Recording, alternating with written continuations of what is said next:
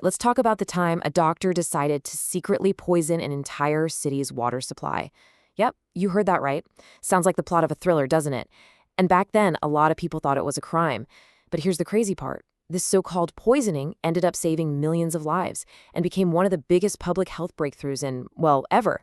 Now, to really get this, you have to picture the world back then. This quote from a top expert in 1906 just says it all. The idea of putting any kind of chemical, especially something poisonous, into drinking water, it wasn't just illogical, it was insane. People were genuinely terrified of it. They even had a name for it, chemophobia. The whole concept was just off the table. So, you've got this widespread fear of chemicals on one side, and on the other, a deadly crisis brewing in Jersey City, where turning on your tap was basically a game of Russian roulette. I mean, look at it. Jersey City, around 1910, a bustling, growing city. But it had a really dark secret flowing through its pipes. The water came from these super polluted rivers, and it was a cocktail of disease. People were literally drinking their own sewage, and it was killing them. And when you look at the numbers, it's just horrifying. I mean, a typhoid death rate of 80 per 100,000 people. And even worse, look at this. In 1900, the death rate for children from diarrheal diseases was almost 200. These weren't just numbers on a chart, you know? This was thousands of families completely torn apart by diseases that we now know are totally preventable. So, naturally, things got legal. The city actually sued the private water company. They said, hey, our contract says you have to give us pure and wholesome water, and this stuff is poison. This lawsuit is really what sets the whole stage, because it created this desperate, high-stakes situation that was just begging for a radical solution. But what kind of solution could there be? Because at the time, the entire scientific community was dead set against the one idea that could actually fix it. They didn't see chemical treatment as a cure. They saw it as the poison. And this was the wall of ignorance they were up against. I mean, listen to what the top experts were saying. Chemical disinfection? Repellent. People allowing their water to be drugged with chemicals? Improbable. The public was literally chanting in the streets against stuff that would clarify the water. The message was loud and clear. You just don't drug the water.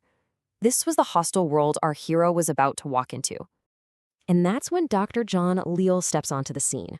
He was a physician, a health advisor for the water company. And to pretty much all his colleagues, he was a total heretic. But he had a secret plan, an idea that was dangerous, probably illegal, and absolutely revolutionary. The court case finally came to a head. On June 4th, 1908, the judge basically laid down an ultimatum. He gave the water company 90 days, just 90 days, to come up with a way to make the water safe. If they failed, they'd have to build this massive, super expensive sewer system that Leal knew wouldn't even fix the real problem. This impossible deadline, this was the crazy, desperate opportunity he needed. And the clock was officially ticking. Just 2 weeks after that court order, Leal finds the best sanitary engineer in the country, a guy named George Warren Fuller, and hires him with a handshake. Their mission? Design and build the world's very first large-scale water chlorination plant. Oh, and do it all in complete secrecy before that deadline was up. No pressure, right? So what happened next was, for all intents and purposes, a secret conspiracy to save a city. Leal and Fuller went rogue. They started this secret project that, if anyone found out, would have absolutely destroyed their careers. They could have even ended up in jail. 99 days. Just think about that. 99 days is all it took. They went from a handshake deal in an office to having a fully working, first-of-its-kind chemical plant up and running. It was a completely insane feat of engineering, and it was all fueled by secrecy and just pure determination.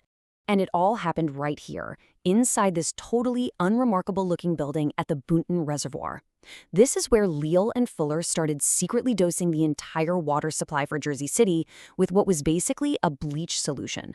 For months, 200,000 people were drinking this so-called poisoned water, and they had absolutely no idea. But let's look at the recipe for this poison, because it was brilliant. The dosage was incredibly tiny. We're talking less than half a part per million.